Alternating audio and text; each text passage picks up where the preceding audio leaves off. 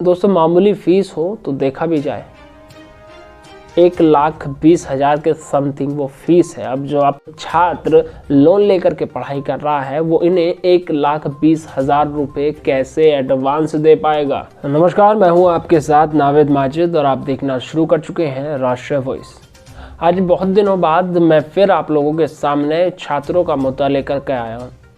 जैसे कि बहुत समय से मैं किसी छात्र के मुद्दे पर बातचीत नहीं कर पा रहा था, अचानक देर रात मुझे एक मैसेज आया जिसमें उस छात्र ने अपनी समस्या बताई।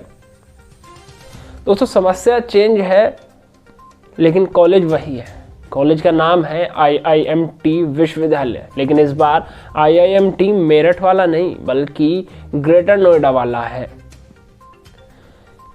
दोस्तों मैं बात करूंगा ग्रेटर नोएडा के जो IIMT विश्वविद्यालय है उसकी। वहाँ एक छात्र है, मैं नाम नहीं लूँगा क्योंकि उसने कहा है कि सर अगर मेरा नाम ले लेंगे तो वहाँ जो तानाशाह प्रोक्टर और तानाशाह वाइस चांसलर बैठे हैं वो मुझ पर निष्कासन का लेटर जारी कर देंगे, जो मेरे भविष्य पर एक और धब्बा हो जाएगा। दोस्तों कहानी कुछ इस प्रकार है कि एक छात्र है जो मिडिल क्लास से आता है, लोन लेकर के अपनी पढ़ाई कर रहा है, लेकिन हालत ये है कि उसकी अचानक तबीयत ख़राब हो गई। उसकी तबीयत ख़राब हो गई, वो छुट्टी पर चला गया। जाहिर सी बात है, कोई किसी व्यक्ति की तबीयत ख़राब होती है तो वो छुट्टी पर चली जाती है। ऐसे में विश्वविद्यालय जब अटेंडेंस की बात करते हैं तो वहाँ पर मेडिकल लेटर लगता है। उसके बाद जो विश्वविद्यालय प्रशासन है वो फैसला लेता है, लेकिन IIMT विश्वविद्यालय थोड़ा अनोखा है। मैंने पहले भी कहा था कि ये लोग फेल करने में और वहाँ के लोगों को डरा धमका करके पैसा ऐंठने में माहिर हैं। प्राइवेट संस्थान ने लूट खसोट का अड्डा बन चुकी हैं। IIMT विश्वविद्यालय इसका एक जीता जागता उदाहरण है। एक छात्र जो लोन लेकर के पढ़ाई कर रहा है उससे कहा गया कि कोई नहीं, आप आइएगा, अटेंडेंस का कोई इशू नहीं होगा क्योंकि आप बीमार थे। जब वो क्लास करने जाता है तो उसे एक पत्र दे दिया जाता है। कहा जाता है कि तुम पहले जो आपका पिछला साल था वो उसका पहले फीस भरिए, दोबारा से आपका ईयर बैक हो गया है।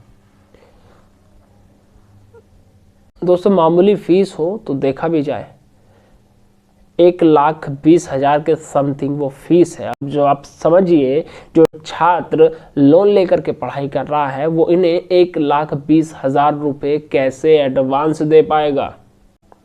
यूपी सरकार कहती है कि हमारे छात्र पढ़ेंगे, हम उन्हें रोजगार देंगे। जी, ये इन्वेस्टर समिट की तैयारियां चल रही हैं, बेरोजगारी ख़त्म करने की बातचीत चल रही है, लेकिन हमारे बीटेक या अन्य स्ट्रीम के छात्रों को अगर इस तरीके से प्रताड़ित करके उसी विश्वविद्यालय में ग्रेजुएशन आप 5 साल में करवा करके देंगे तो ऐसे कैसे चलेगा।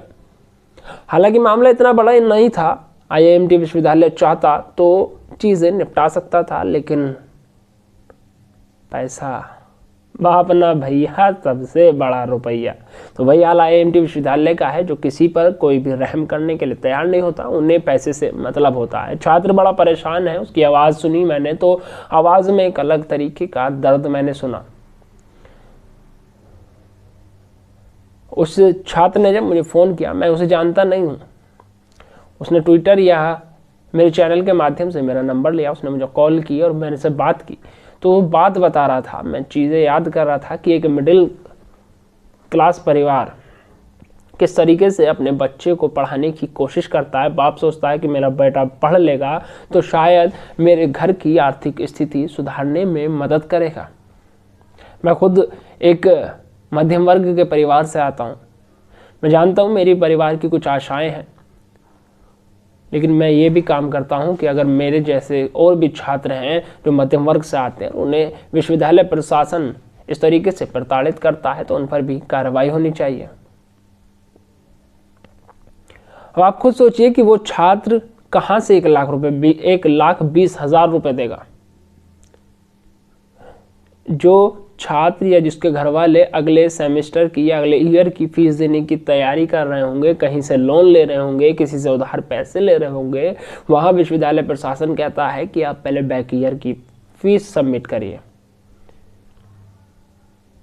इस तरीके की जो चीज़ें हैं वो सरकार को भी इन प्राइवेट संस्थानों में एक रूल देना चाहिए। ये जो लूट खसोट का अड्डा बना रखा है, इन पर कार्रवाई होनी चाहिए।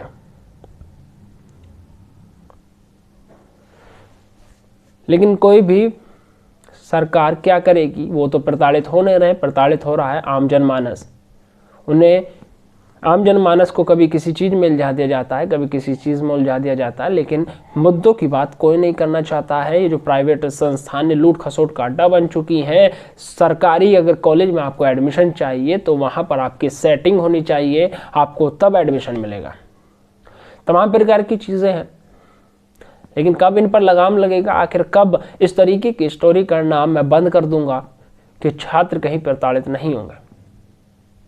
बहरहाल देख सकते हैं, लेकिन देखिएगा क्या पता इससे भी सरकार पर थोड़ा असर पड़े या विश्वविद्यालय प्रशासन को थोड़ी शर्मिंदगी महसूस हो, ताकि जब प्रोक्टर या वीसी उस कभी अपने बच्चों से आंख मिलाएंगे या आईने में जाएंगे तो वो सोचेंगे कि हमने किस प्रकार से छात्रों से लूट की थी।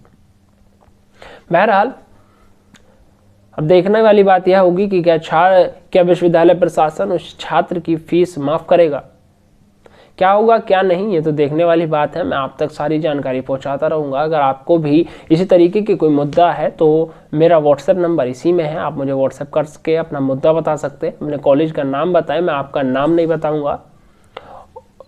और कहीं भी कोई भी विश्वविद्यालय में कोई परेशानी होती है तो मैं छात्रों के हित के लिए हमेशा खड़ा मिलूँगा, उनकी बातें रखूँगा वीडियो के माध्यम से, या वहाँ भी जाना पड़ेगा तो वहाँ भी बातें रखूँगा। फिलहाल के लिए इतना ही। देश और दुनिया की तमाम खबरों के लिए देखते रहिए राष्ट्रीय वॉइस।